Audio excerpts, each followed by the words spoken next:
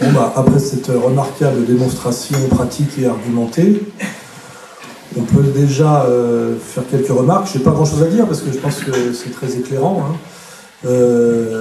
Première chose, rien de changé sous le soleil, parce que j'ai l'impression qu'on parle d'aujourd'hui, hein, avec toujours ce mépris du peuple, cette confusion entre la gauche comme élite intellectuelle et la gauche réelle du peuple qui est toujours finalement méprisée et victime, soi-disant, du progressisme intellectuel hautement spéculatif. Et le deuxième aspect plus inquiétant, c'est qu'on nous a toujours appris à l'école que en fait, la monarchie avait été balayée parce qu'elle était l'ennemi du peuple, et qu'effectivement la Révolution française qui est en train d'arriver était en fait la défense du peuple contre le parasitisme royal. Et en fait, on se rend compte là que c'est beaucoup plus compliqué que ça, et ça semble assez indiscutable quand on voit tout l'argumentaire. C'est qu'en fait, le roi a cru à ses conseillers bourgeois libéraux et qui s'est grillé avec son propre peuple parce qu'il a assumé face au peuple une vision du monde qui était totalement le contraire de ce pourquoi il avait été mis sur terre, bon, par Dieu, par l'histoire ou par le hasard. Et qu'en fait, c'est l'adhésion de la royauté au libéralisme qui amènera la Révolution française, alors qu'on pense en fait que c'est le contraire, dans l'histoire officielle dont le spécialiste est Michelet. Et autre piste, on pense toujours que la théorie libérale vient d'Angleterre et on la date souvent de la main invisible d'Adam Smith, etc. Alors qu'on voit que chez les physiocrates, et donc chez les penseurs des Lumières, tout est déjà dedans. Hein. Plus il y a de liberté, plus il y a de prospérité, l'égoïsme individuel fait la prospérité collective. Tout ce qu'on attribue finalement aux théoriciens libéraux du 19e siècle sont déjà chez les Français du 18e.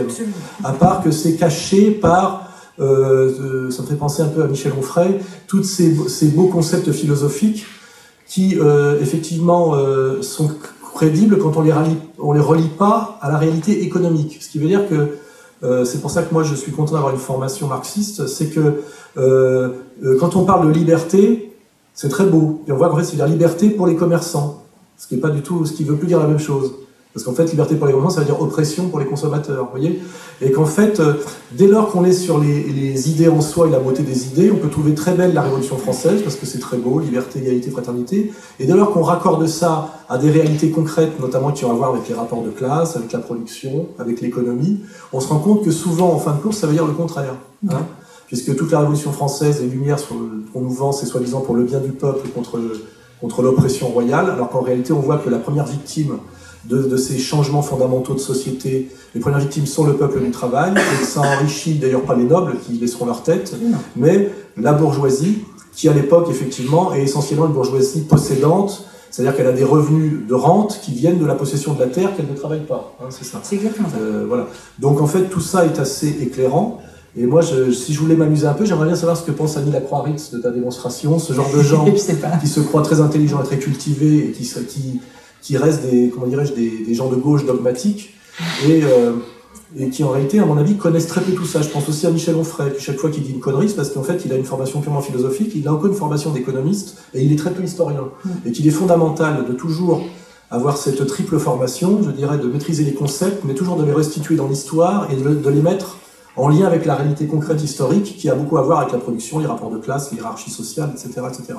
Ce travail que fait très bien Marion, qui pourtant n'a pas une formation à la base ni d'économiste ni de marxiste, mais finalement d'historien sérieux qui descend un peu du ciel des idées pour mettre les mains dans le cambouis et dans la terre, et bien finalement fait qu'à la fin, ce qu'on peut conclure est l'inverse de ce qu'on nous apprend à l'école, et ce qui fonde encore notre système de valeurs actuel, et notamment de croire que le gouvernement Hollande est de gauche, de croire que l'Église catholique est intrinsèquement réactionnaire, alors qu'en réalité, les évangiles sont une idéologie de partage, de respect du peuple et du mépris des marchands qui ont été chassés du temple par Jésus-Christ, tel que ça nous est bien relaté dans l'Évangile selon saint Matthieu. Donc on voit que finalement, cette critique de l'idéologie des Lumières est totalement pertinente et contemporaine, car elle est l'outil critique efficace pour comprendre les mensonges actuels et surtout les délires actuels, notamment quand on pense au dogme de l'Union européenne qui a produit, il faut le passage à l'euro, le doublement des prix des denrées premières, et que c'est totalement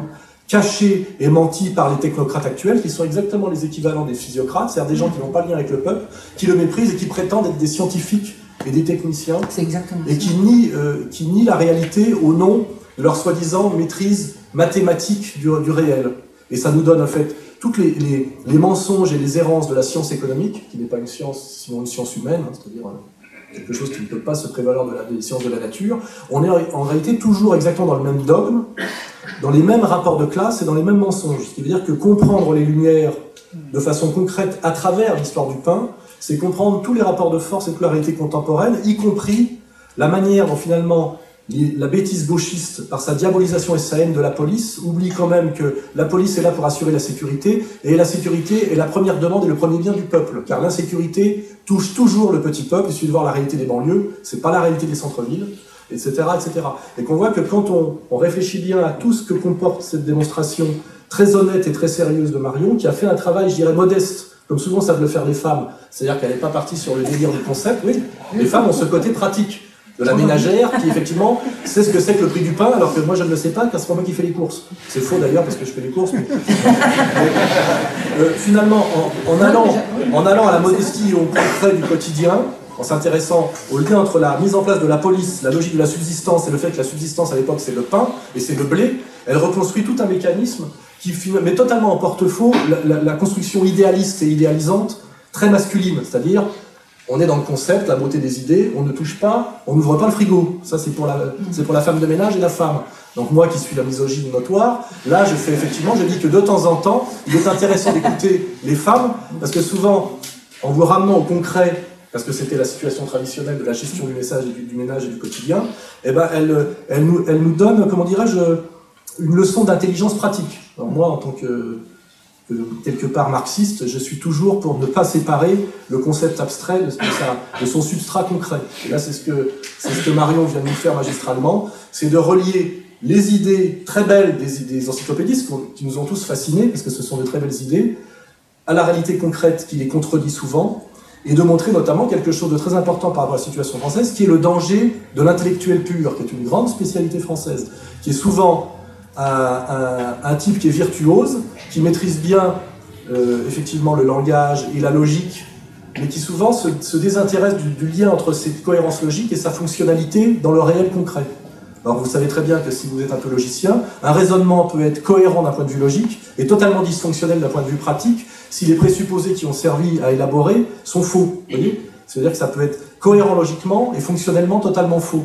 Et on voit très bien aujourd'hui qu'on a vraiment cette caste d'intellectuels et de théoriciens et à la fois de technocrates et d'intellos, puisqu'ils ont opéré la jonction, hein, c'est les libéraux libertaires, hein, c'est les délirants du gauchisme comme Cohn-Bendit, au service des technocrates de Bruxelles. On est réellement dans cette collusion et cette collaboration aujourd'hui, et qui, au nom de la beauté des idées, de la grandeur des idées, des belles phrases, méprise le peuple, ni la réalité des effets concrets, notamment de l'Union européenne et des lois libérales sur les conditions de vie quotidienne du peuple. Hein, on a toujours cette même leçon qui nous est donnée et ces mêmes leçons à en tirer. Voilà. Et on voit très bien quels sont les ennemis, quels sont les alliés, et c'est très important notamment cette réhabilitation de la police. On voit très bien que le gauchiste, historiquement son rôle a toujours été de faire croire que la police est aux côtés du côté du bourgeois oppresseur, alors que très souvent dans l'histoire, on voit que ça peut être le contraire. Hein. Quand on étudie, on voit ça. Donc on voit bien qu'il y a dans cette histoire qu'on nous raconte des leçons à en tirer, notamment sur souvent la collusion de l'idéologie gauchiste anti-autorité, anti-sécurité, et la démarche libérale, car je vous rappelle bien que un des produits du laisser-faire et de l'idéologie libérale est la délinquance, notamment de banlieue, hein, on le voit très bien, et qui passe toujours sur la disqualification de la police de son travail, en sachant quand même que, petite digression, quelles sont les deux catégories sociales en France où il y a le plus haut taux de suicide? Les paysans et les policiers. Ça rejoint quelque part cette histoire qu'on nous raconte. Vous voyez. Donc c'est intéressant de comprendre à la fois quelque chose qui est très français, qui est l'arrogance des intellectuels, la manière dont les intellectuels se fourvoient souvent énormément en prétendant accomplir de belles idées pour le peuple, mais le peuple comme abstraction, et finalement que ça se retourne toujours contre le peuple réel. Voilà. Avec à la fin, ce qui s'est passé avec mai 68, le mépris du peuple. La manière dont petit à petit, les gauchistes de Charlie Hebdo ont appelé l'ouvrier le beauf, et en ont fait finalement un crypto-fasciste, pour faire l'apologie des bobos, qui sont les enfants de la bourgeoisie de service, hein, de ces cadres qui sont finalement ceux qui nous ont appliqué de force le mondialisme et le mondialisme financier. Et qui regardent Canal+, en méprisant soi-disant celui qui regarde TF1, comme si c'était pas la même chose. On peut faire exactement le parallèle en termes de rapport de classe, en termes d'idéologie, en termes de typologie sociale et même culturelle, entre ce qui se passe aujourd'hui et ce qui se passe à l'époque. Avec les mêmes mensonges, le même mépris, les mêmes erreurs, les mêmes coups sociaux, la même violence. Et donc c'est très important de comprendre tout ça. Et d'ailleurs, cette histoire, je dirais, éclairante des Lumières, est sans doute un enjeu fondamental politique aujourd'hui. Et c'est pas pour rien que finalement Marion est édité par Contre-Culture et par personne d'autre, et que je n'avais jamais entendu avant ce discours sur les Lumières, y compris moi qui ai une formation marxiste, chez les grands sociologues marxistes comme Lucien Goldman, qui se trompent beaucoup sur le jansénisme, qui se trompent beaucoup, qui sont des fascinés par les Lumières, parce qu'effectivement, bien qu'ils soient marxistes, quand ils étudient le XVIIIe siècle, ils vont assez peu à l'économique et au concret, et ils se contentent beaucoup de l'écrit et du livre, hein, c'est-à-dire ils prennent pour argent comptant le commentaire de la réalité, sans aller à la réalité. Et ça, c'est d'ailleurs un des gros problèmes de la méthode historique. C'est pour ça que je m'intéresse d'ailleurs aux récentistes, c'est une des infos qui m'intéresse, c'est que tout le travail des historiens, c'est toujours d'aller aux traces écrites, sans jamais, avec cette naïveté finalement de l'étudiant et de l'universitaire, sans jamais se poser la question de savoir si celui qui écrit comment dirais-je, raconte la réalité de façon honnête, ou s'il la travestit pour des intérêts de classe, des intérêts corporatistes, etc. Et ça, c'est un vrai travail, c'est que finalement, il faut être capable à un moment donné de remettre en cause le fait que l'historien, sa source, c'est la trace écrite, puisque et n'oubliez pas que le peuple n'écrit pas, c'est fondamental. Ah si, il écrit. Alors, il écrit beaucoup moins que la bourgeoisie et les lettrés. Il y a des écoles partout. Enfin, les documents sur lesquels travaillent les historiens sont rarement des documents émanant de la paysannerie. Ce sont très souvent des documents émanant des clercs. Donc les clercs, c'est l'église, et les cadets et les femmes de la classe dominante. Et ça, c'est des choses assez éclairantes, effectivement, c'est d'aller chercher un peu les sources ailleurs pour réfléchir historiquement. Là, d'ailleurs, tu vas chercher chez un historien américain qui fait cette recherche parce qu'il est fasciné par le pain français. Donc, finalement, c'est par une série de hasards qu'on arrive à accéder à des documents qui, à mon avis, ne sont pas des documents qui sont au cœur comment dirais-je, de le matériau sur lequel travaillent les historiens de l'école française. Certainement. Voilà, certainement. Je retombe sur mes pattes, je suis toujours très malin pour retomber sur mes pattes, je sais ce que je dis. Voilà. On a quand même quelque part une espèce de naïveté, je dirais presque aristocratique, en tout cas bourgeoise, de l'école historique française, même quand elle est de gauche, finalement d'aller toujours chercher ses documents à droite. C'est ça que je voulais dire. Hein. Et donc il y a tout ça sur lequel on peut réfléchir à travers ce travail précis. Alors évidemment, l'histoire s'arrête en 1870 à peu près. 1770, excusez-moi. Et on sait très bien que 20 ans après, c'est la Révolution française. Hein. Alors il y a un épisode intermédiaire, parce que Louis XV va mourir, il va être remplacé par Louis XVI, et Louis XVI, trop jeune, pas préparé à régner, va prendre au contrôle général Turgot. Et là, on va remettre une louche, et là, c'est l'explosion numéro 2, avec l'attaque contre le monde ouvrier. Oui, avec la oui, mais ça, si vous en êtes d'accord, c'est vous, c'est nous, c'est nous tous. J'en ai 2 autres comme ça pour arriver jusqu'à la Révolution. Et vous allez voir, vous verrez plus jamais la Révolution pareille. Ça, c'est terminé. Moi, vous savez, j'ai grandi à la communale. Moi, j'ai reçu à la fois une éducation catholique, mais vraiment une éducation au culte de la Révolution. Hein. Il n'y a plus rien qui tient debout. Il n'y a plus rien qui tient debout. Même quand j'étais catho, je faisais partie de catholiques qui avaient l'habitude de dire « Oui, mais enfin, je suis catho, mais l'Église, on sait la critiquer, etc. » Et ça, c'est l'autre point important. On nous vend, enfin, l'idéologie dominante républicaine actuelle nous vend toujours l'Église catholique comme ennemie du peuple. Alors, c'est exactement la même. C'est pas tout à fait ça. Ah non, même si la situation est complexe, c'est pas tout à fait ça du tout. Hein. Du tout. Non, mais c'est pas du tout ça. Alors, parmi les sources très intéressantes pour savoir ce qui se passe dans les villages, il y a les rapports écrits par les curés. Oui, alors, c'est des écoles communales. Voilà. Les curés des petits villages, il y a des trucs que j'ai lus très très intéressants qui sont des rapports envoyés par les curés. Et ces gens-là écrivent beaucoup. Tout ça n'appelle pas une réhabilitation intégrale de l'Ancien Régime. Ah non, il ne s'agit pas de ça, il s'agit de remettre les pendules à l'heure. C'est faire un travail d'honnêteté critique et de voir en fait comment on confond liberté et libéralisme. Pas du tout la même chose. Hein. La liberté, c'est un concept très joli, mais qui est très abstrait et dont on peut tout faire. Et le libéralisme, c'est une théorie économique et c'est une vision du monde. Michéa est très bon pour montrer toutes les... Et surtout Michéa montre très bien d'ailleurs que le libéralisme finalement, toute la gauche française est libérale en réalité. Exactement. Voilà, la gauche française, elle est issue de ça. La gauche française se réclame des Lumières, clairement. C'est pour ça qu'elle fait toujours le sale boulot social d'une certaine manière, malgré elle, avec beaucoup de naïveté pour au niveau de la jeunesse étudiante et beaucoup de malhonnêteté au niveau des élites corrompues. Et que malheureusement, c'est aussi une des tristesses, la gauche pour accomplir une politique de droite se sert souvent de l'idéalisme et de la naïveté de la jeunesse. Hein. On le voit, mai 68, on voit là aujourd'hui la loi sur le mariage pour tous. Quand on réfléchit à qui ça intéresse profondément, ça intéresse très peu de gens en termes de niche électorale, mais par contre, c'est un marqueur pour les jeunes. C'est-à-dire que ça veut dire que, j'ai remarqué, pour les jeunes, c'est moderne. Donc c'est pas passéiste, donc c'est bien. C'est bien parce que c'est nouveau. Vous voyez, c'est le principe de la mode, quoi. C'est forcément bien puisque c'est demain, quoi. Voilà. Et on voit très bien, voilà, tout ça, c'est des pistes de réflexion. Une des fragilités pour moi de la démocratie authentique, si tant est qu'elle existe, c'est cette jeunesse idéaliste, naïve et formée par l'éducation nationale avec des très belles idées mais qui sont souvent le contraire de la réalité et qui fait que finalement cette jeunesse est l'idiote utile de la réaction authentique, c'est ça. Et ça c'est dramatique, c'est pour ça que je suis content qu'il y ait beaucoup de jeunes à mes conférences et c'est malheureusement le jeune idéaliste par ce désir rapide et immédiat de bien, souvent sans médiation concrète, et souvent le plus manipulé par les forces du mal. C'est une tragédie, et c'est pour ça que c'est pas pour rien que c'est Giscard d'Estaing qui a abaissé l'âge de l'élection. C'est toujours là, il faut se poser des questions. Hein. C'est pas la gauche qui l'a fait, je dirais, c'est quelque part, c'est le tenant du libéralisme et de l'ordre bourgeois. Il faut se poser des questions.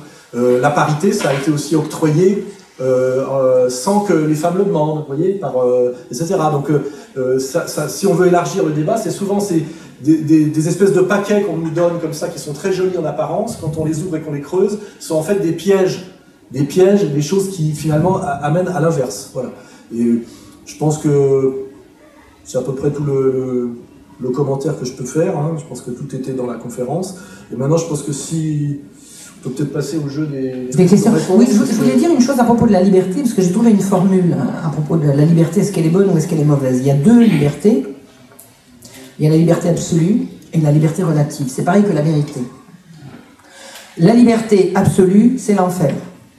La liberté relative, c'est celle qu'on conquiert, c'est la liberté que l'esclave veut obtenir par rapport à son esclavage, c'est la liberté C'est toujours liberté par rapport à quoi? Exactement, la liberté relative.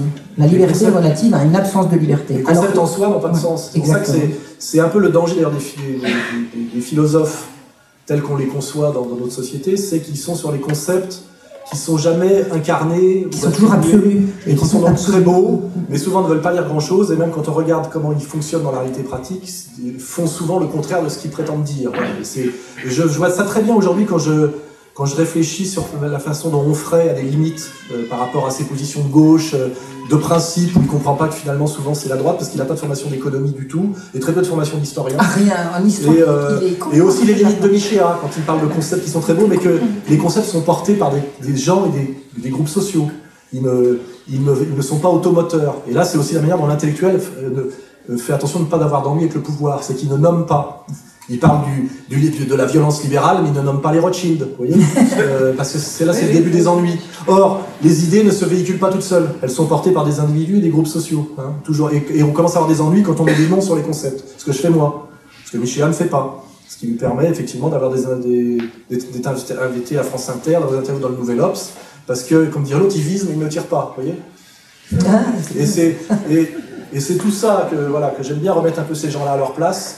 Ils restent quand même dans le ciel des idées, dans la beauté du débat. Et n'oubliez pas que c'est aussi ce qu'on découvre d'ailleurs quand on lit quelque chose qui prolonge tes intuitions, ton travail, même si c'est avant, qui est les illusions du progrès de Sorel, hein, parce que c'est de ça dont il parle, que les Lumières ont beaucoup été sponsorisées financièrement par l'élite aristocratique versaillaise, c'est-à-dire parasitaire, parce que ça alimentait de façon très agréable les dîners en ville.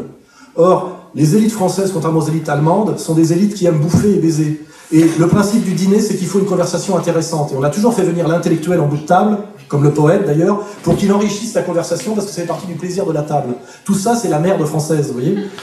L'intellectuel est là pour faire amuser le bourgeois lettré, par une conversation intelligente qui donne du plaisir au cerveau comme la nourriture donne du plaisir à la bouche. Et d'ailleurs, plus le niveau intellectuel baisse, plus on nous parle de la haute cuisine en France. Hein.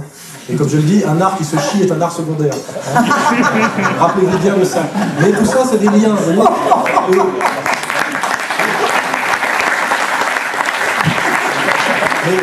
il faut bien faire le lien entre la virtuosité des abstractions de ces intellectuels français qui sont les meilleurs du monde, parce que la langue française le permet, et le fait que ça animait les dîners en ville de la classe sociale parasitaire dont ils passent beaucoup de temps à bouffer, parce que quand on travaille, on reste moins longtemps à table, et que c'est une des fatalités, une des tristesses et une des ironies de l'histoire de France. Hein, et que finalement, quand on regarde, notamment en étudiant Jean-Jacques Rousseau, qui est un type qui est dans les Lumières mais qui les critique, c'est très intéressant. Oui, il n'est pas avec ça. Parce que Rousseau n'est pas dans ce... est bien plus intelligent et plus fin et plus profond et plus honnête que ces gens-là. Hein, et c'est d'ailleurs, ce sera son malheur. Le pire ennemi de Rousseau, c'est Voltaire, qui a voulu le faire assassiner physiquement. N'oublions pas, et qui le haïssait. Hein, et Voltaire est un chantre de ça. Oui, bien sûr. C'est son truc, ça. C'est le dîner en ville. Hein, et la phrase qu'on nous sort, que tous les connards nous sortent, et qui est le marqueur du crétin, je ne suis pas d'accord avec vous, mais je me battrai jusqu'à la mort pour que vous puissiez exprimer vos idées, est une phrase d'une stupidité, d'une malhonnêteté intégrale. En fait, c'est je ne me battrai pas jusqu'au bout pour que vous puissiez exprimer vos idées, c'est que je me battrai jusqu'au dessert pour que vous puissiez exprimer vos idées, pour passer pour un mec bien devant les femmes et pouvoir les embarquer après. Vous voyez, c'est une phrase typiquement de dîneur en ville. Dans la réalité, vous vous battez jusqu'au bout pour faire fermer la gueule de votre ennemi par tous les moyens, parce que c'est une lutte à mort. Vous voyez. Et qui sort cette phrase, que sort Ardisson, que sortent tous les connards, les menteurs de soi-disant du débat libéral. C'est le marqueur de l'escroc, du menteur et du crétin, vous voyez. Dans la vie, ça n'existe pas. Et je vous dis, la vraie phrase, c'est « je me battrai jusqu'au dessert, pas jusqu'à la mort », vous voyez. C'est parce que c'est très joli, les joutes verbales de dîner en ville, vous voyez. Et ça résume toute cette histoire, finalement, de l'assomption du baratin des Lumières et des encyclopédistes, parce que c'était, je l'ai étudié personnellement, c'était beaucoup moins chiant que la scolastique. Et en fait, à un moment donné, on le voit d'ailleurs dans Ridicule, ce très excellent film de Lecomte, que finalement, à un moment donné, l'intellectuel rend beaucoup plus attrayant la discussion de table qu'elle l'était avec la scolastique, très sclérosée d'ailleurs. Et que c'est parce que ça plaît à la classe dirigeante et parasitaire, parce que ça lui donne du plaisir, en plus du plaisir de table et du plaisir sexuel, on voit bien que c'est articulé. Hein. Plaisir de bouffer, plaisir de discuter, plaisir de baiser. On en est toujours là au niveau des classes dirigeantes. Hein. Et notamment, pourquoi d'ailleurs Rousseau critique le théâtre. Tout ça, c'est du loisir des classes parasitaires, c'est de la merde, vous voyez, et il n'a pas tort. Et c'est pour ça que Rousseau est détesté par les encyclopédistes qui le jalousent et qui le détestent, et que finalement, les seuls qui ont voulu le financer, c'était finalement le roi lui a proposé de le pensionner, il a refusé, et aussi le duc de Conti, parce que c'est vraiment... le prince de Conti, et il a refusé. Il a dit, c'est pas cohérent avec mes idées. Et Rousseau, lui, a cette intelligence, bon là, je vais finir là-dessus, parce que c'est du concept, c'est que finalement, il a compris quelque chose de fondamental, c'est que le roi s'appuyait sur la loi de Dieu, la loi divine, et les penseurs des Lumières s'appuyaient sur la loi naturelle. Et en fait, Rousseau a dit, c'est la même chose. C'est penser qu'il y a une essence éternelle qui dit la vérité. Et Rousseau dit, le vrai chemin intéressant, c'est le processus historique collectif. Il dit, la loi naturelle, la loi divine, c'est faire parler, c'est de la ventriloquie. C'est Dieu a dit, en fait, c'est moi qui dis. La nature dit, la nature ne parle pas d'elle-même. C'est toujours le penseur qui l'a fait penser. Donc vous, à droite, ils font dire ce qu'ils veulent à Dieu pour maintenir une hiérarchie qui s'appelle la noblesse, et à gauche, ils font dire ce qu'ils veulent à la nature pour prendre le pouvoir en tant que bourgeoisie. Et il dit, le chemin de la vérité, c'est les hommes qui finalement auto-engendrent leur histoire par un processus collectif dans le temps. Et le premier penseur de l'histoire, c'est Rousseau. Et c'est pour ça que c'est un génie absolu, parce qu'il dit finalement, les penseurs de gauche de la nature et les penseurs de droite de l'ordre divin, ce sont finalement des prétentieux ventriloques qui nous présentent une réalité fixée pour toujours et qui finalement les arrangent en termes d'intérêt de classe. Et il dit, l'homme est un animal, je vais un peu plus loin qu'il le dit, mais il y est presque avec l'Émile, etc. L'homme est un animal prématuré qui a cette chance par rapport à l'ordre de la nature, c'est de produire sa propre nature qui s'appelle la culture et l'histoire, parce que justement c'est un être inachevé. Voilà. Et il dit, la vérité, comme ton travail, est dans les processus historiques collectifs. Et c'est pour ça que et là on peut être fier, c'est le plus grand penseur de l'ère moderne, et ce n'est pas pour autant un type qui se limite à la modernité, car il est à la fois le penseur de la modernité contre la pensée classique, mais celui qui donne tous les outils pour critiquer les limites et les naïvetés de la pensée moderne, incarné totalement par Voltaire, qui est un crétin pour moi face à l'histoire, et dont il ne reste rien, si vous regardez bien en termes d'œuvre écrite. C'est très faible, hein, l'œuvre de Voltaire. C'est Candide, c'est très faible. Je te conseille de relire Candide. Alors que Rousseau laisse quand même une œuvre qui impressionne encore le monde entier et qui gêne encore la bourgeoisie dominante. N'oubliez pas ça. C'était son tricentenaire, je crois, l'année dernière. On en a très peu parlé. Voilà. Donc, et surtout, Rousseau amène à bien d'autres choses que la pensée de gauche. Il amène à la réhabilitation de l'ordre romain, à la réflexion sur l'ordre grec, à la constitution de la Corse de Paoli, au vicaire savoyard, à l'Émile, à la nouvelle Héloïse. Voilà, si on veut ne pas tomber dans le dualisme idiot de dire les Lumières c'est de la merde, donc c'était bien la scolastique et l'Ancien Régime, et retourner à saint Thomas d'Aquin, ce n'est pas ça la question, vous voyez, ce n'est pas d'opposer un essentialisme à l'autre, c'est essayons de trouver des penseurs, je dirais, de troisième voie, qui ne choisissent pas bêtement, et là on a d'abord Rousseau, qui nous amène d'ailleurs à Hegel, qui nous amène à Marx, qui nous amène aussi n'oublions pas, à Orwell, qui nous amène à Nietzsche, à ces gens qui se posent la question justement de sortir du dualisme gauche-droite, classique et moderne, toujours ces espèces de trucs pareil de spectacle, pour s'engueuler au théâtre. Le débat avec Victor Hugo, sa pièce La bataille d'Hernani. La bataille d'Hernani, enfin voilà, on est toujours dans la mondanité finalement, et d'échapper à ça, voilà. Et là on commence à mettre un pied dans l'intelligence, dans le doute, dans la critique constructive, etc., etc. Et on se trouve sur des chemins très étranges, avec des compagnonnages inattendus et parfois qui font peur. Je vais rééditer un bouquin le mois prochain, pour ceux qui le liront, c'est sur l'économie nationale socialiste, et vous verrez que ça a beaucoup à voir avec ce dont Marion nous a parlé. Voilà. Et je terminerai là-dessus, c'est une petite pirouette. Vous voyez, souvent les méchants ne sont pas forcément ceux qu'on croit, et finalement, on se rend compte qu'il y a peut-être que les gentils étaient encore plus méchants que les méchants. Enfin, l'histoire est très compliquée. L'histoire officielle nous cache beaucoup de choses. Et ma phrase finale, c'est que ce qui est le plus inquiétant, c'est que quand on cherche, on trouve. Voilà.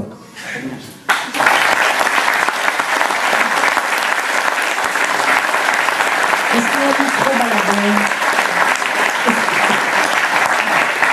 micro-baladeurs ? Il y a deux micro-baladeurs. Donc si vous voulez poser des questions, voilà. Donc il y a Manu ici, voilà. Bonjour. Ma question va dans la continuité de votre discours.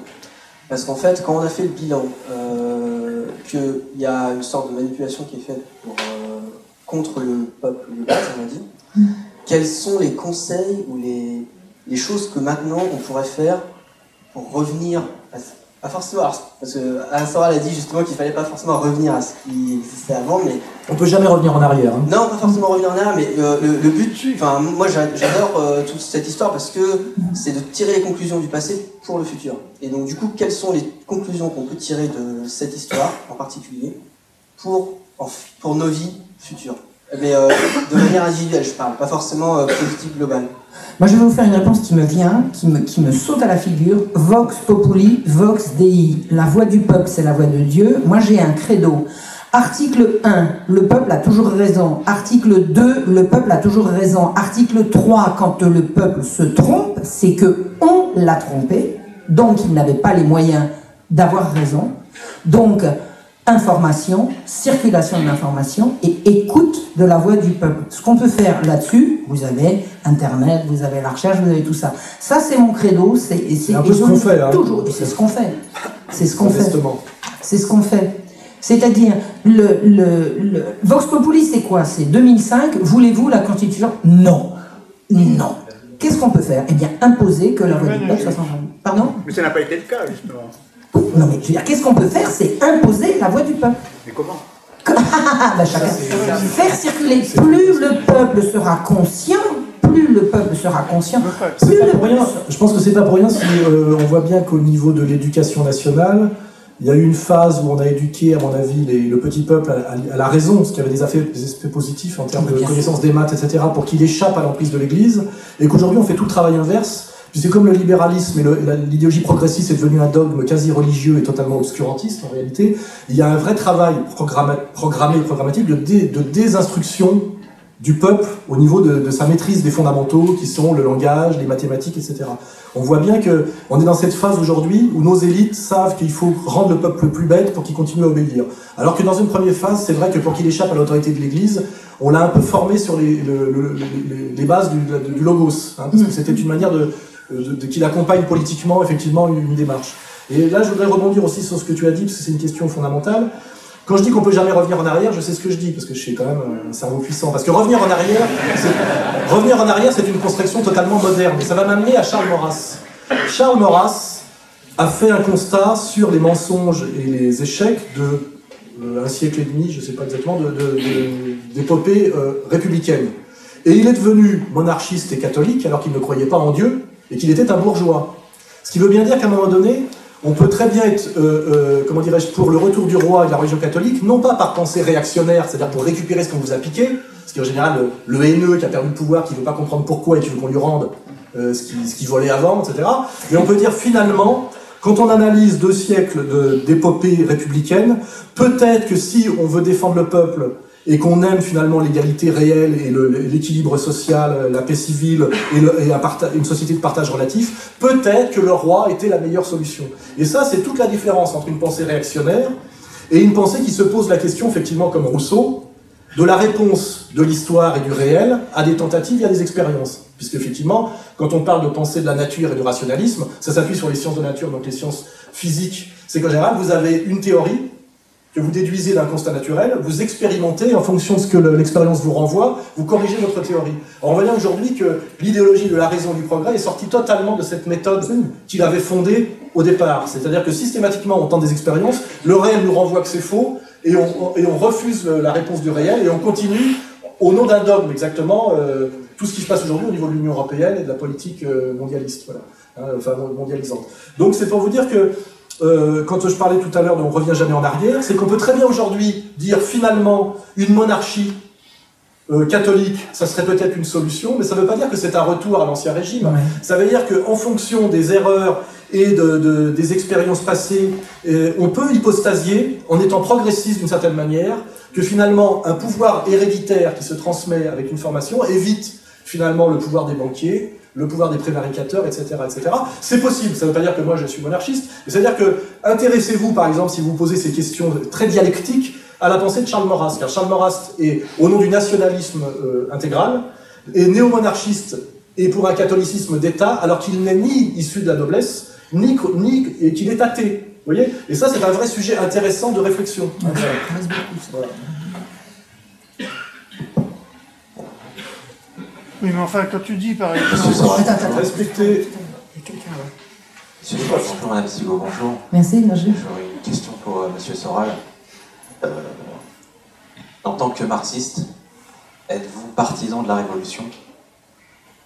Et de quelle façon conciliez-vous votre marxisme avec votre nationalisme et votre croyance helléno-chrétienne?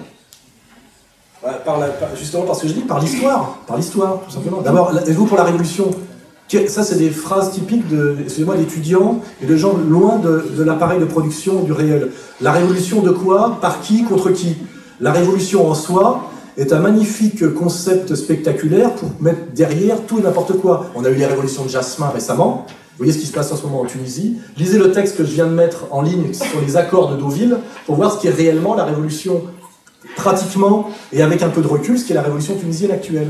C'est la soumission de l'État tunisien à la Banque mondiale, au FMI, avec, pour faire plaisir au petit peuple tunisien, quelques babouches et quelques barbes au niveau sociétal. Voilà. Donc à un moment donné, c'est toujours sortir du ciel des idées et des grandes phrases faites pour les jeunes, parce que les jeunes sont en général vivent de l'argent de poche de leurs parents, donc ils peuvent être dans l'idéalisme absolu parce qu'ils ne payent pas leur loyer. Vous voyez, quand vous commencez à payer vous-même votre pain et votre loyer, vous descendez un peu du ciel des idées pour le concret, et surtout là, vous pouvez montrer que vous avez vraiment une assumation virile de la beauté de vos concepts, parce que réellement vous rentrez dans un processus révolutionnaire réel qui consiste à voir à dos comme moi la police, les ligues d'extrême droite authentiques, tout ça vous les voyez très bien, les contrôles fiscaux, etc. Ce dont vous ignoriez tout en tant qu'étudiant financé par l'État et vos parents. C'est pour ça dire que Mao Zedong, qui n'avait pas que des défauts, envoyait, je crois, 1 mois ou 3 mois par an les étudiants à la campagne pour comprendre que leurs études leur étaient payées par la paysannerie. Parce que tout ça, ça a un coût. Hein, voilà. Voilà. Donc comment j'articule tout ça? C'est que le marxisme est un outil de critique assez pertinent qui s'appelle le matérialisme historique, le matérialisme dialectique. Ce n'est pas un livre qui s'appelle Le Capital, qui deviendrait une nouvelle Bible et qui produirait une scolastique et une religion, et qu'il faudrait apprendre par cœur ou lire à l'envers comme Althusser à un moment donné, vous voyez.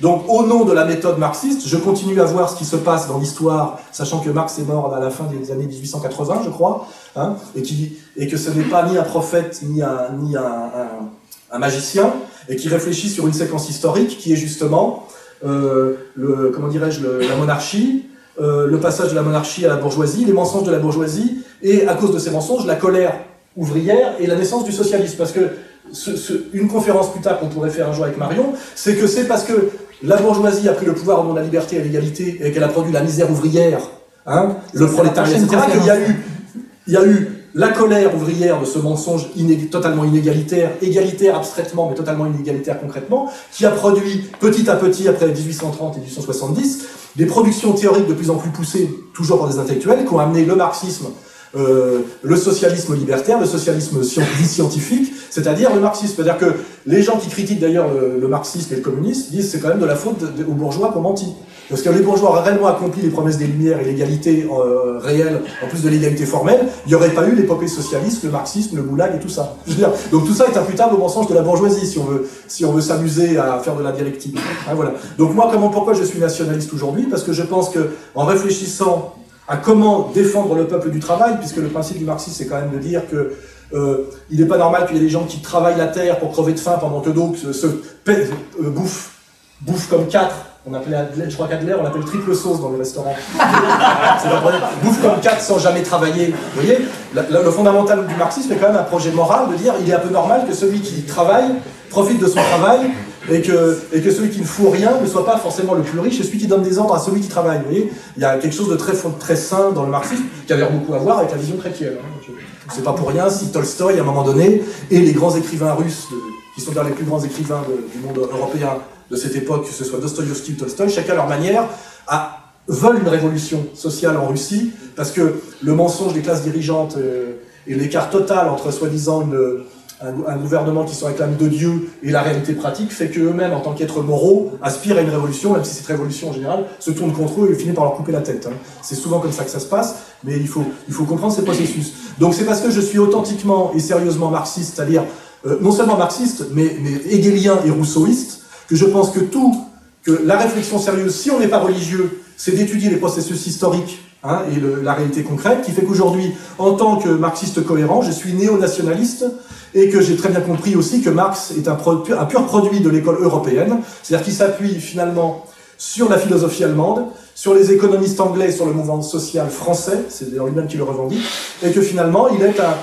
un produit aussi de cette méthode et de ces valeurs helléno-chrétiennes, hein, même s'il est d'origine juive, ce qui rajoute peut-être le petit côté messianique et prophétique, qui d'ailleurs à la fin le piège, et fait de lui finalement un hegelien très grossier. Hein, voilà. Donc, pour finir d'abord cette question, je suis néo-nationaliste par marxisme sérieux, justement, parce que je pense que malheureusement, le marxisme est une école très subtile et qui demande beaucoup de travail, et qui a souvent été, comment dirais-je, trahi pour des raisons de manipulation politique et aussi pour des raisons de manque de culture, voilà. Et que le seul marxiste que j'ai rencontré depuis 20 ans, je vous le dis, c'est Alain de Benoît. Hein. J'en ai rencontré aucun au Parti communiste, et pourtant j'y étais dans les années 90. C'était trop compliqué pour eux, hein, en réalité, voilà. Et donc voilà, je suis, en tant que marxiste honnête, je me dis que finalement, Maurras est beaucoup plus sérieux comme penseur que Jacques Attali, voilà. Pour rien qu'il y a eu le cercle Proudhon, comme vous le savez, qui était la discussion d'ailleurs des types de l'action française avec les syndicalistes révolutionnaires. Hein. Tout ça existait historiquement, et il a été répondu à ces tentatives d'alliance par la guerre de 14, tous unis contre les Boches. Comme aujourd'hui, il sera répondu à égalité et réconciliation par tous unis contre les musulmans. Ça sera la même réponse qui sera portée à nos tentatives de réconciliation et de discussion et de tentatives de troisième voie. Le système se défend toujours de la même façon. Hein. C'est comme quand on perd aux échecs, celui qui ne veut pas perdre, il fait ça, il renverse le jeu. Hein, et on est toujours, c'est pour ça qu'il faut bien étudier l'histoire, parce que souvent les mêmes méthodes se répètent. Voilà. Je n'irai pas plus loin. Oui, mais c'est pour ça que quand tu dis... Bonjour. Tout à l'heure. Oui, vas-y. J'aurais deux petites questions. Premièrement, comment on passe de cette ancienne idéologie libéraliste qui est physiocratique, c'est-à-dire les richesses viennent quand même de la terre, à la nouvelle idéologie libéraliste où la richesse vient de rien? Ça, c'était ma première question. Et je pourrais pas répondre à ça. Ça, il faut connaître vraiment le... Non mais ça, c'est pas notre spécialité, c'est connaître l'histoire des théories économiques et de la dialectique et du dialogue entre économistes depuis justement les physiocrates jusqu'à aujourd'hui. Avec on voit très bien que Marx répond à Adam Smith et à... Comment il s'appelle pas Adorno, Ricardo, et qu'après il y a la réponse des néoclassiques aux marxistes. En fait, ce qui est intéressant, c'est d'étudier l'histoire non pas comme une science uniquement appuyée sur les mathématiques, mais d'étudier l'économie comme un dialogue entre intellectuels dans l'histoire. Il faut bien oublier que la notion d'économie n'existe pas dans le monde ancien. Et d'ailleurs que du temps du Physiocrate, c'est pas encore un mot qui est posé. Les physiocrates ne sont pas encore des économistes. Et qu'à un moment donné, l'économie s'appelle l'économie politique. Ça, c'est le nom. Et qu'après, ça devient la science économique. Et qu'on a petit à petit habillé quelque chose qui était un dialogue et un rapport social, hein, avec une vision du monde, qui s'appuyait sur les intérêts de classe, etc., en quelque chose qui serait une science, donc apodictique, et avec la mathématisation de l'économie. Et on voit bien aujourd'hui, on prétend que c'est une science économique, il y a un prix Nobel d'économie. En général, c'est toujours de la microéconomie mathématisée, qui en général ne sert à rien et est toujours fausse. Hein, on le sait à peu près. Hein.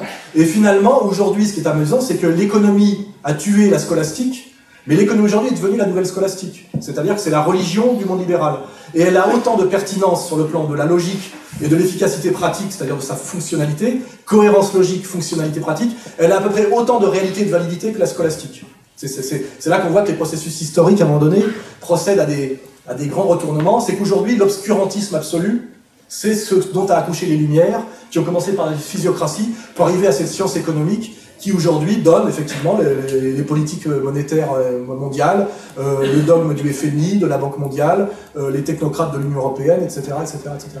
Donc ça, mais c'est toujours réfléchir dans l'histoire comme des choses produites par des hommes qui existent dans une période historique et qui défendent toujours plus ou moins des visions du monde, des intérêts, etc., etc. Et jamais une morale, en même temps. Parce que celui qui dit c'est l'intérêt particulier, c'est l'intérêt du particulier, son désir de s'enrichir qui est le moteur, c'est un choix moral, ça. C'est un choix moral. Mais souvent, quand on dit qu'on défend la morale absolue et générale, on se ment à soi-même. En fait, on défend la morale au mieux de son groupe social. Vous verrez toujours que les idéologies défendent toujours les intérêts non sus ou cachés de ceux qui les professent. C'est rare en général, c'est pour ça que j'ai écrit ça dans mes bouquins, c'est que le problème du clerc, de l'intellectuel français, c'est qu'il est issu en fait en général de la petite et moyenne bourgeoisie, avec ce qui correspond avant aux prêtres, c'est-à-dire ceux qui avaient accès aux livres, qui ne sont pas issus de la haute et grande bourgeoisie. Et finalement, le processus libéral qu'ils accompagnent est aussi leur promotion personnelle. Et à un moment donné, quand leurs intérêts, je dirais, objectifs rentrent en contradiction avec leur discours critique, ils ont plutôt tendance à abdiquer et à abandonner leur discours critique pour sauver leurs prérogatives pratiques. Et c'est l'histoire du ralliement des intellectuels de gauche à la pensée libérale, qu'on appelle le libéralisme libertaire, et toutes les trahisons de la gauche française depuis 68. On voit bien que Cohn-Bendit avait tout intérêt à être libéral libertaire. Il a bien bouffé, il n'a jamais travaillé, il a parasité toute sa vie. S'il était allé jusqu'au bout de sa logique critique, il serait plutôt dans ma position, et il serait plutôt sujet aux persécutions de la police, au chômage, et à la diabolisation et à la vindicte, vous voyez, c'est ça. Et c'est aussi l'histoire de Rousseau, vous voyez, par rapport à Voltaire. Voltaire se bat pour sa classe sociale. Voilà. Et il faut toujours avoir ce côté pratique et fonctionnel. Et quand quelqu'un me dit « je me bats pour machin, etc. » et qui met la barre un peu trop haut, en général, je le ramène un peu sur le terrain. Je dis « non, de quelle origine es-tu? Qu'est-ce que faisaient tes parents? Qu'est-ce que tu as fait comme études?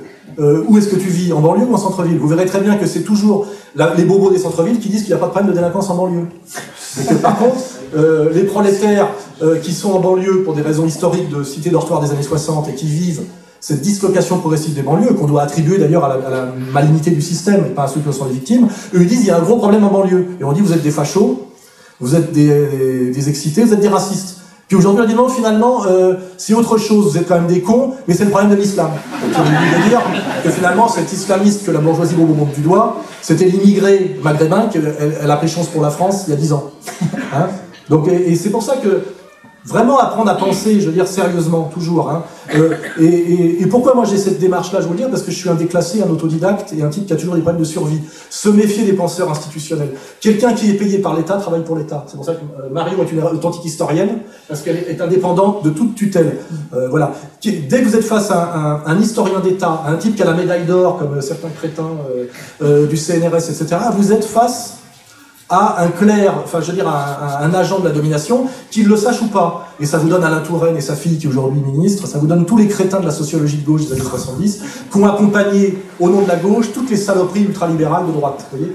Et donc, moi je refuse de parler avec un fonctionnaire d'État, sauf s'il admet qu'il est un agent de police. C'est ça que ça veut dire, hein, un agent de police du pouvoir. Et c'est pour ça qu'Onfray, j'ai un certain respect pour lui, parce qu'il a monté quand même un truc, université libre, indépendante de l'université, et que Michéa a refusé d'intégrer l'université pour rester prof de philo de lycée, pour échapper à ça, parce qu'ils ont conscience de ça, vous voyez. Et pour moi, dès qu'un type vous dit « je suis professeur d'université, de chaire, de machin, médaille d'or, 12e échelon », parce que c'est exactement comme dans l'armée, hein, ils ont leur petit machin, je dis « bon, bah, t'es un idéologue du système de domination, tu n'es pas un penseur libre, et ce que tu as à dire ne m'intéresse pas, sauf à étudier d'un point de vue sociologique. Hein, c'est-à-dire, il faut y faire de la sociologie des sociologues, vous voyez. Voilà.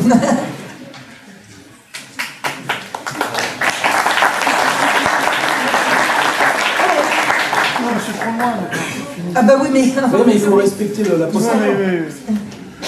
Alors, bon, je vous laisse faire alors. Bonjour à vous deux. Merci Madame Sigaud pour votre conférence. Est-ce qu'on peut faire un parallèle avec cette révolution française que vous nous expliquez comme étant une escroquerie pour le peuple, au final, avec les révolutions, le printemps arabe qu'on a vécu dernier temps? Non, parce que je pense que la Révolution française, enfin bon, pour les révolutions arabes, je vais passer la parole là. La Révolution française, c'est le renversement du système de protection du peuple. C'est le renversement brutal du système de protection du peuple, à partir d'un certain nombre d'escroqueries et de manipulations. Arrivé en 89, la dette de l'État est devenue abyssale. Le roi ne peut plus faire face. Il avait déjà commencé il a commencé son règne avec beaucoup de dettes, et puis ça s'est encore aggravé avec la guerre en Amérique, etc., etc. Le roi ne peut plus payer. Il ne peut plus. Ce qui veut dire aussi, une petite remarque, c'est que donc il est tenu par les banquiers. Il est complètement tenu par les banquiers. Et les banquiers sont du côté des Lumières. Hein. Les banquiers sont eux qui ont dressé la Pompadour. Necker, banquier. Necker, banquier, oui, tout ça sont des banquiers. J'ai perdu le fil. Non, tu dis que c'est pas... Mais à la limite, pour dire que si c'est comparé avec la révolution de Jasmin, oui, il faudrait étudier les situations des révolutions de Jasmin sur lesquelles on manque de recul, ou même les révolutions colorées, parce qu'on a la même chose à l'Est, pour voir leurs effets pratiques en termes de critères très sérieux, c'est-à-dire le niveau de salaire, la sécurité de l'emploi. Et là-dessus, Todd est pas trop mauvais quand on a ça, c'est-à-dire l'espérance de vie, la mortalité infantile, le niveau de scolarisation, et le nombre d'enfants par famille, etc. Et le système de protection sociale, etc. Et c'est là, par exemple, qu'on peut voir que la destruction de la Libye de Kadhafi est une abomination sur le plan concret, parce qu'en fait, ça détruit les conditions d'existence du peuple, de la nation qui avait le plus haut niveau de développement d'Afrique, vous voyez. Donc c'est pour ça que c'est important de sortir de la critique, genre il avait une sale gueule, il était mal habillé, il baisait des putes, on s'en fout, je veux dire, un homme politique n'est pas un saint. C'est à un moment donné, qu'est-ce qu'était la Libye sous Kadhafi, qu'est-ce qu'elle est aujourd'hui. Et c'est très important de réfléchir toujours très concrètement. C'est tout ce que Bernard-Henri veut vous cacher, vous voyez, lui il fait la liberté, la dictature, la démocratie. Vous le ramenez. Et on peut dire la même chose sur l'écroulement de l'Union soviétique. Je vous rappelle que sous Boris Eltsine, l'espérance de vie du russe moyen était tombée à 52 ans. Vous voyez, ça veut dire que quelles que soient les errances staliniennes, il y a des trucs concrets qui sont toujours d'ailleurs des critères très populaires, qui sont méprisés par les clercs, l'élite. Bernard Lévy méprise absolument tout ce qui est critères sociaux, vous voyez, d'oser juger une politique sur des choses concrètes comme le nombre de paires de chaussures par enfant, etc. Pour lui, c'est de la merde. Lui, c'est la liberté, machin. Enfin, voilà, on voit toujours la même escroquerie qui est celle d'ailleurs qui est reprise des Lumières. Non pas que la Révolution française, comme le disent très bien les révolutionnaires américains, est une révolution d'avocats. C'est-à-dire que c'est la prime au beau parleur. Hein. Je suis présent là-dedans aussi, si je veux. Et c'est pas pour rien que quand vous regardez les professions les plus représentées à la Chambre des députés, ce sont les professions libérales et majoritairement des avocats, c'est-à-dire des baratineurs. Hein. D'ailleurs, le Parlement, c'est Parlement. Vous voyez, moi j'aime bien faire un peu sémantique. Les travaux de notre camarade sur la démocratie représentative de notre démocratie réelle, Étienne Chouard, sont très bons là-dessus. Donc, il est évident qu'il y a quelque chose qui pue dans les révolutions colorées, dans les révolutions de Jasmin, déjà par le fait qui en fait l'apologie, comment elles sont présentées dans les médias, et puis quand vous voyez des manifestants du Maghreb populaire avoir des pancartes écrites en anglais, qui n'ont pas fabriqué eux-mêmes, vous pouvez vous poser des questions, vous voyez, il faut être très concret, vous voyez. Voilà. Et c'est sûr, alors ça ne veut pas dire que Ben Ali c'était bien ou Barak c'était bien, mais c'est qu'à un moment donné, un régime tombe parce qu'il y a une colère populaire, qui est légitime, ont des réseaux constitués et des forces supérieures qui peuvent être les États-Unis d'Amérique qui contrôlent par exemple l'armée tunisienne ou l'armée égyptienne, des deals qui ont été passés depuis plusieurs années avec les frères musulmans et le pouvoir américain en fonction des errances et des erreurs stratégiques des néoconservateurs sur le passage de force de l'Irak à la démocratie. Vous voyez, vous regardez bien tout ce que vous cultivez et vous voyez que ça pue un peu. Et que même si la colère était légitime et qu'il n'est pas question de dire il faut que Moubarak revienne ou Ben Ali c'était bien, et finalement le peuple qui s'est énervé pour des raisons légitimes a été spolié de sa révolution, et finalement on est passé d'un pouvoir à un autre, et on est passé finalement d'un patron de bistrot à Starbucks. C'est-à-dire qu'à un moment donné, le pouvoir tunisien qui était encore un peu local avec toute sa corruption et son côté haut en couleur et violent, passe sous une rationalité bien plus grande, toujours la raison d'ailleurs, qui s'appelle le FMI, la Banque mondiale, et qui renvoie directement à Wall Street. Vous voyez ? Donc on a toujours un peu les mêmes pistes, mais les analyses qu'ils vont faire avec finesse. Ce qui est très énervant, c'est les gens qui vous disent la révolution de Jasmin, c'est génial. Alors vous dites non, c'est pas génial, il faut l'étudier au jour le jour, etc. Ou c'est le bien, c'est le triomphe de la liberté. Les trucs pour étudiants, vous voyez, la liberté, etc. Ou pour Bernard Lévy, qui prend les étudiants pour des cons à juste titre, etc. C'est vrai, ça marche, tout marche comme ça depuis mai 68. Donc si c'est bien ou c'est mal, et donc si d'un seul coup c'est plus bien, c'est totalement mal, donc finalement Ben Ali qui était un salopard, ça devient un génie. Vous voyez, non, c'est toujours finalement avoir l'humilité de ne pas chercher le magique, le génial, parce que le jeune est pressé, vous voyez, il veut l'amour tout de suite et éternel, il veut la révolution tout de suite et parfaite, et en fait dans la réalité c'est au jour le jour, du bricolage, on est dans le bricolage permanent, et c'est de voir qu'est-ce qui s'est réellement passé, qui a gagné, qui a perdu. C'est très intéressant de savoir qui a gagné, qui a perdu. C'est souvent des histoires de classe sociale. Hein. C'est qui gagne et qui perd. Il y a toujours des gagnants et des perdants quand il y a une révolution. Mais en général, le peuple, est-ce que c'est mieux pour lui ou moins bien? Des fois, ça s'améliore selon certains critères et ça s'aggrave selon d'autres. Et ça prend un peu de temps pour pouvoir avoir du recul et voir. Et moi, je vous dis toujours, ça, c'est l'honnêteté.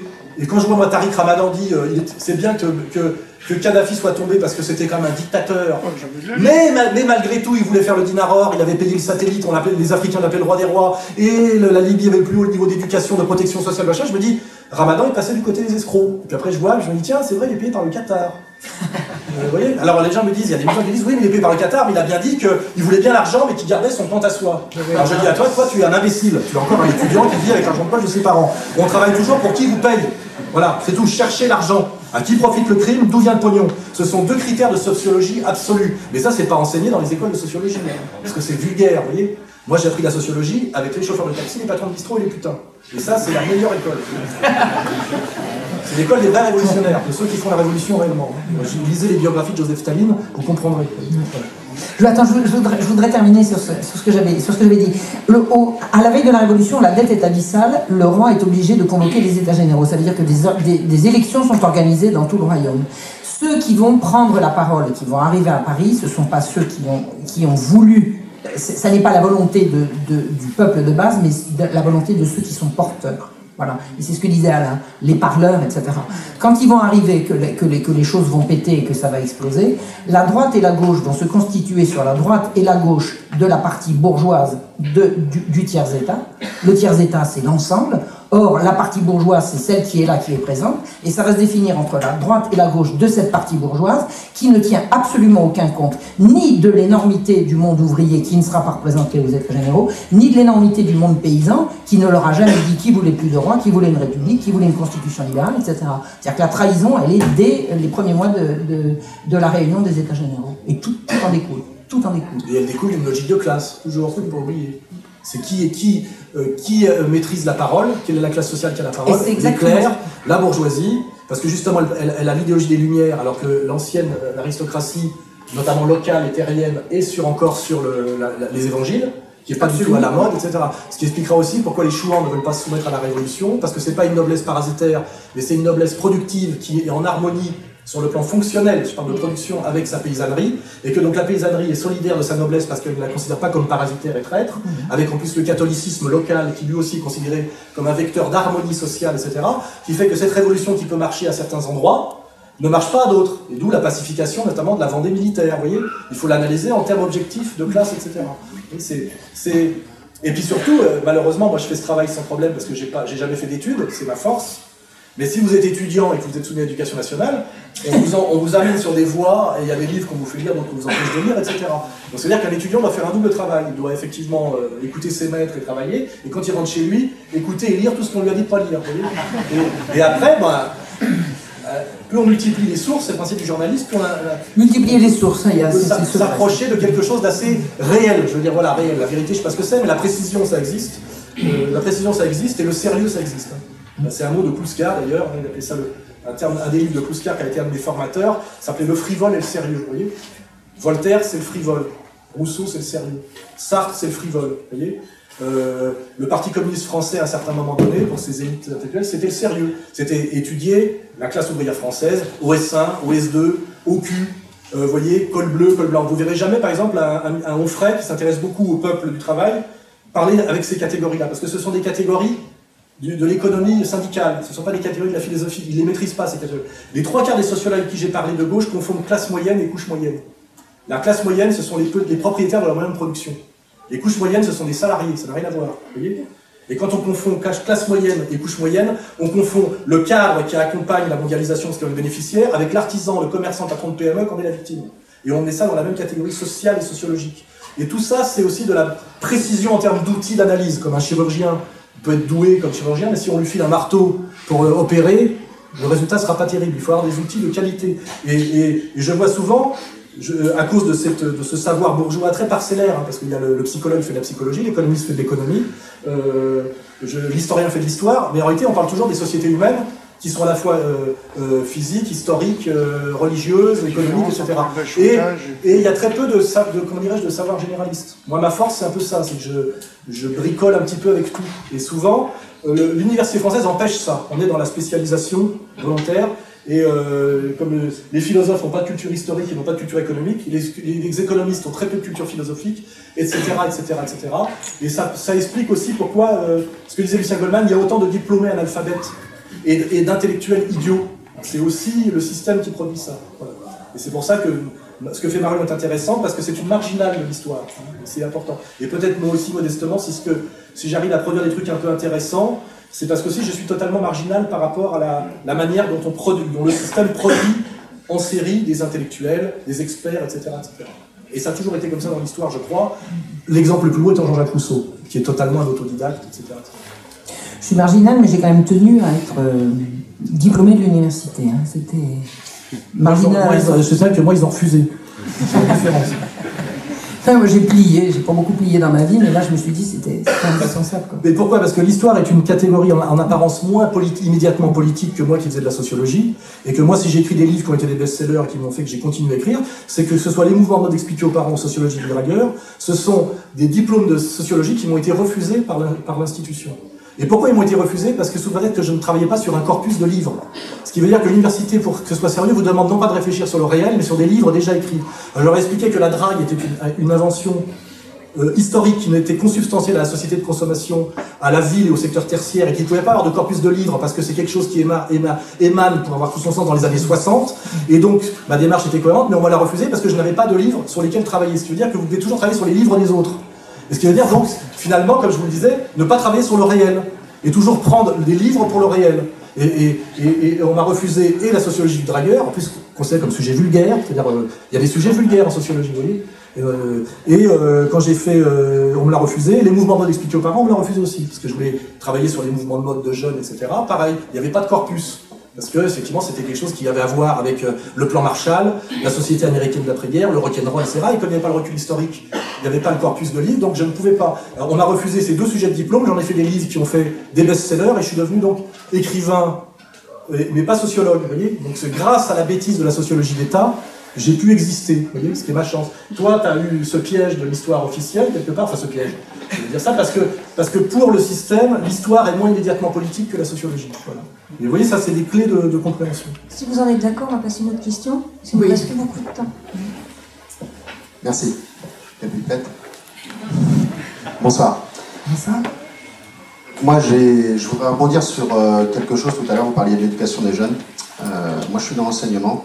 Je ne suis pas prof, je suis formateur dans un centre associatif qui est dirigé d'ailleurs comme l'hôpital de ma femme, comme une boîte de prod.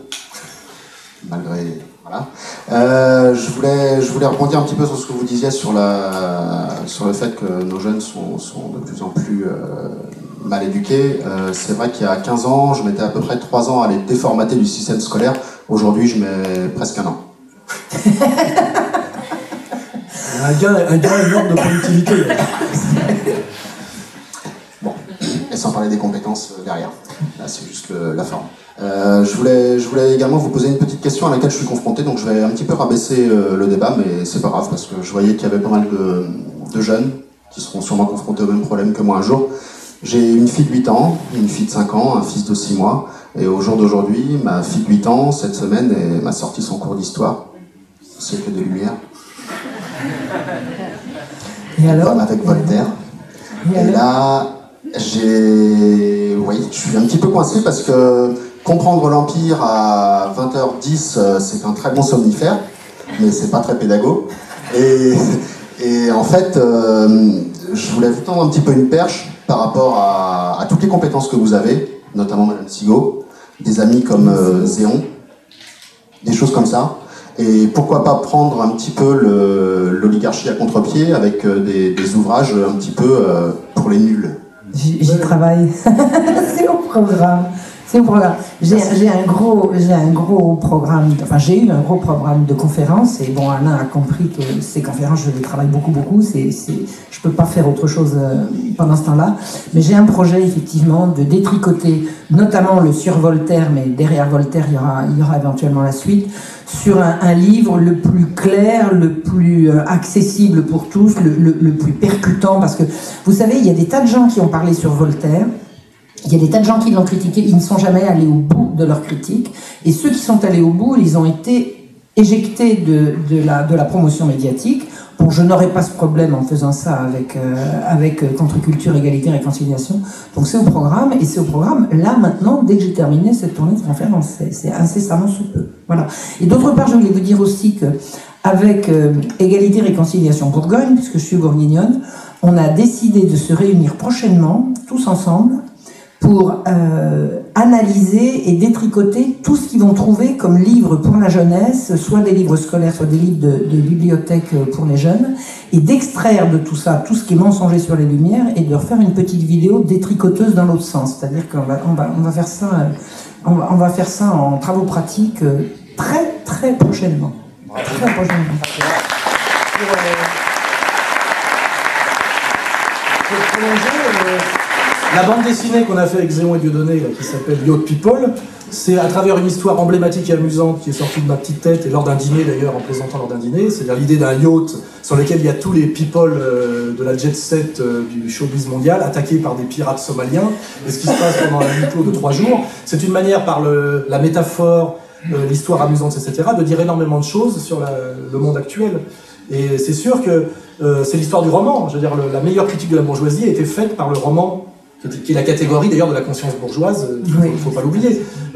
On est toujours dans cette histoire-là, et c'est sûr qu'aujourd'hui les gens lisent beaucoup moins, y compris moi, mais les vidéos que je fais du mois par exemple, qui sont très perfectibles, mais avec de la post-prod, des argumentaires, etc., la BD que j'ai faite, dont on est en train de travailler sur le 2e tome, la Yacht People, c'est une manière d'essayer justement de pallier à cette déséducation des jeunes qui ont perdu, je dirais, le pont a été coupé pour qu'ils aient envie de lire des livres sérieux. Donc il faut non pas renoncer à eux, mais comment les amener aux idées en essayant de recréer ce pont qui a été coupé, qui est le goût et le plaisir du livre. Alors évidemment, il y a la bande dessinée, ce qui est très ambigu. Il y a les vidéos pédagogiques qui sont de la vidéo, mais où il y a quand même du sérieux.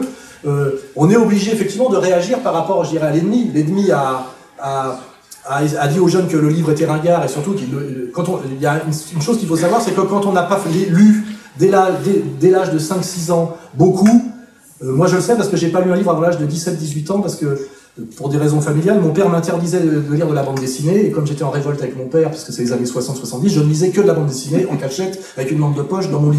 Et donc je ne voulais lire rien d'autre. Et en fait, je me suis mis à lire vers 16-17 ans, et je suis quand même un lecteur qui lit plus lentement qu'un autre, par rapport à un intellectuel, parce que justement, quand on se met à la lecture tard, c'est une question de plasticité du cerveau, on a beaucoup de mal. Et ce qui est tragique, c'est que moi j'ai plein de jeunes de banlieue qui me disent j'ai découvert le plaisir de la lecture grâce à vous, etc. Mais ils ont quand même beaucoup de mal et ils lisent beaucoup moins vite que moi qui lis moins vite, sans doute peut-être que des gens de la génération d'avant. Quand je vois la virtuosité, notamment de Guillemin, des vidéos de Guillemin, je veux dire à côté je suis un gamin en termes de maîtrise de la langue, etc. C'est que malheureusement il y a un travail de destruction qui a été fait et qui nous oblige à trouver des parades. Et c'est pour ça que c'est la critique parfois que je fais à certains gens comme de Benoît, etc., avec la revue Éléments qui est excellente. Elle est excellente, mais elle peut être lue que par les gens de plus de 60 ans qui ont encore été formés aux humanités classiques telles qu'elles étaient encore respectées sous De Gaulle, vous voyez.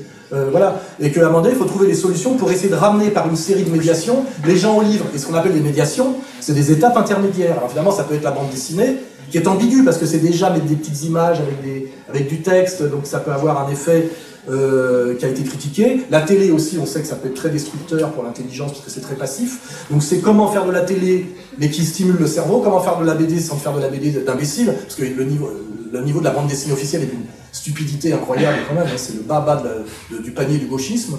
Il y a à peu près que la chanson française pour être à peu près au même niveau de médiocrité. Donc on est face à une situation qui nous est imposée, et il faut quand même arriver à ramener les gens, je dirais, à ce que j'appelle la maîtrise du logos, hein, malgré le travail de destruction qui a été fait, ce qui oblige à des stratégies nouvelles, qui sont parfois pas comprises par les vieux réactionnaires qui sont dans une espèce de posture de muséologue. Vous voyez, avant, le prestige du clerc, c'était de bien maîtriser l'orthographe. Moi, je suis relativement nul en orthographe par rapport à toi, bien meilleur que les jeunes, parce que le marqueur de l'effondrement, effectivement, de la scolarité française, c'est l'orthographe. Et moi, je vois des profs qui m'écrivent, ils font une faute d'orthographe par ligne, et ils sont, comment dirais-je, l'équivalent d'instituteurs. Parce que le recrutement est catastrophique, vu que personne n'a envie de faire ça, etc. Et cet effondrement de la maîtrise de l'orthographe et de la langue française et de la subtilité française est aussi un travail de destruction du monde anglo-saxon par rapport au monde français, qui était l'alternative, comme déjà à l'époque, au monde anglo-saxon, puisque effectivement, on peut le dire, que toute cette révolution des Lumières est aussi une adhésion quelque part à ce qui se passe au même moment en Angleterre avec Hume, etc. etc. Hein. C'est aussi déjà c'est la suite, hein. Un renoncement à la France. Ah, tout à fait. Je suis désolée de vous couper. Nous avons des intervenants passionnés et passionnants, mais malheureusement nous avons aussi un horaire à respecter pour l'allocation, donc on va prendre la dernière question. Je demanderai juste si vous pouvez être synthétique et par la conclusion. Juste une chose, il faut arrêter aussi de sans arrêt de parler franglais. Il faut que le français redevienne... Regarde le t-shirt ici, regarde, tu nous parles encore en anglais sur le truc, il n'y a que de l'anglais. Alors moi qui suis délégué à la francophonie pour Debout la République, j'approuve. Il faut arrêter avec l'anglais. Excusez-moi, mais c'est une conquête qui est... C'était un combat qui est souterraine. Mais il continue, tant qu'il n'est pas gagné. D'accord, mais quand vous dites à un jeune, tu vas arrêter de porter des trucs anglais, sans les médiations pédagogiques, le temps qu'il faut, vous faites vraiment comme mon père qui m'interdisait de la bande dessinée, je n'ai lu que ça. Le problème, ça aurait été un peu pédagogue. Il faut, il y a qu'à, machin, ça ne veut rien dire. Il y a quelque chose qui s'appelle la pédagogie, c'est-à-dire qu'il y a respecter, comment dirais-je, l'autre, et de comprendre comment arriver à des fins par des moyens qui sont souvent indirects. Expliquer aux autres ce que ça Non mais ça, je pense que la francophonie, la francophonie, ça touche tellement les Français. Je vais vous expliquer. Nicolas Dupont-Aignan est venu à Auxerre récemment. Il a fait la présentation de ce qu'il est, du parti Debout la République, etc. Et ensuite, quand on est arrivé aux questions, les 3 premières questions étaient que faites-vous pour le sauvetage de la langue française, etc. C'est-à-dire que c'est tellement chevillé au corps des Français que les premières questions ont porté là-dessus. Donc moi qui suis délégué à la francophonie... Pour compléter, si vous voulez qu'un jeune français aime le français, il faut qu'il aime la France. Parce qu'en général, s'il n'aime pas le français, c'est qu'il pense que la France est un pays de ringards et que vraiment l'Amérique c'est mieux et que le monde... Vive les ringards. Donc si vous n'êtes pas capable de dire en quoi la France a un génie spécifique qui est totalement... Parce qu'on a tout inventé. Qui est totalement alternatif au monde... Tout. Non, faut. Moi, j'ai pas parlé pour rien dire. Mais, on est d'accord, mais après, c'est comment on fait pour y arriver. C'est pas le tableau noir, ça c'est Althusser. Voilà, la Révolution, voilà, machin, on lit le Capital à l'envers, la coupure épistémologique, etc. Bon, on n'est pas là-dedans. C'est que moi, je travaille beaucoup avec les jeunes de banlieue issus de l'immigration. J'en ai beaucoup, mais aujourd'hui, grâce à votre travail, j'aime être français. Quand on commence à aimer être français, on peut réaimer la langue française. Quand on pense qu'être français, c'est de la merde, un bouseux, un con, un ringard, un facho, un colonialiste, un collabo, etc., on n'aime pas la langue non plus. Donc imposer à des gens d'aimer, des jeunes, je parle des jeunes, d'aimer leur langue alors qu'ils n'aiment pas leur pays, c'est pas possible. Donc je veux dire, aimer la langue, c'est l'expression du génie, par définition, d'une nation, de son histoire. Donc il y a un énorme travail à faire, c'est de dire la France n'est pas que la France que nous racontent, et je dis pas nous racontent, nos propres dirigeants. Car qui nous apprend à détester la France? Nos dirigeants. Hein, on va commémorer Trafalgar, mais pas Austerlitz. Tous nos dirigeants ne font que se prosterner devant des histoires étrangères. Nous racontent la haine de soi, etc., etc. Donc forcément au bout, même moi, je n'ai aimé que la musique anglo-saxonne quand j'avais 20 ans, parce que je fais ce travail je suis ma propre souris de laboratoire, parce que pour moi, un Français, c'était un bouseux, un pecno, un planqué de mai 40, et que je trouvais les uniformes américains bien plus beaux que les uniformes de l'armée française, parce qu'on m'avait montré la banque Moltière, etc. Et quand j'ai revu ce que c'était qu'un lieutenant de cavalerie du Premier Empire, j'ai commencé à changer d'idée. Quand j'ai vu qui était le Grand Condé, j'ai commencé à changer d'idée. C'est-à-dire qu'à un moment donné, il faut faire un travail de nous montrer non pas la France mythifiée, etc., mais ce qu'est la spécificité du génie français, de son histoire, de sa différence fondamentale, puisqu'on parle beaucoup d'idéologie de la différence, que la France est quelque chose, est une totalité dialectique, qui est un modèle, je dirais, mondial. Qui n'est pas le monde anglo-saxon, qui n'est pas le monde chinois, qui n'est pas le monde juif, qui n'est pas le monde allemand, etc., etc. Et quand on arrivera à faire à nouveau aimer aux jeunes d'être français, ils aimeront à nouveau la langue française. Je vois que ça... Et ils aimeront les livres, et ils aimeront l'histoire de France. Pas pour rien qu'on réédite le Bainville, l'histoire de France de Bainville, etc. Aujourd'hui, j'ai des jeunes de cité qui lisent l'histoire de France de Bainville. Et ça, je trouve ça assez passionnant, assez intéressant. Et c'est ça concrètement, voilà. Sur le constat, on est tous d'accord, il faut que les jeunes apprennent, il faut que l'orthographe revienne, il faut que les jeunes apprennent la logique, qu'ils aiment leur pays. Mais une fois que tu as posé ça, c'est comment le faire, et là on rentre dans le politique. Le politique, c'est comme Archimède, c'est s'appuyer sur des leviers réels, pour un peu comme une grenouille qui saute de nénuphar en nénuphar, pour ne pas se noyer. Et ça demande beaucoup de sens pratique, et d'astuces, parce qu'en réalité on est face à une réalité qui nous est imposée. Vous voyez, c'est pas il faut faire, tu vois, c'est vrai que si je note sur un tableau noir que j'ai 10 milliards de dollars, 20 ans devant moi, etc., je vous redresse la France. Le problème, c'est qu'en réalité, j'ai pas ça. Et c'est donc toujours modeste, c'est-à-dire c'est ce genre de conférence, en essayant de tendre la main aux jeunes des quartiers d'origine immigrée et ne pas les considérer systématiquement comme des délinquants et des crétins, car en réalité, on se rend compte que dans les grands lycées français, il y a beaucoup de jeunes issus de l'immigration maghrébine et musulmane qui sont souvent très très bons en mathématiques, ce que j'ai découvert. On vous le dit jamais, on vous montre toujours des rappeurs, des sportifs, etc. On écrit tous en arabe, hein. C'est un travail de terrain modeste, constant, c'est souvent très ingrat, hein, c'est comme d'ailleurs des profs, je suppose que c'est souvent très ingrat, avec de temps en temps une petite satisfaction, c'est tout ça, et c'est avoir ce sens de l'astuce pratique de l'artisan.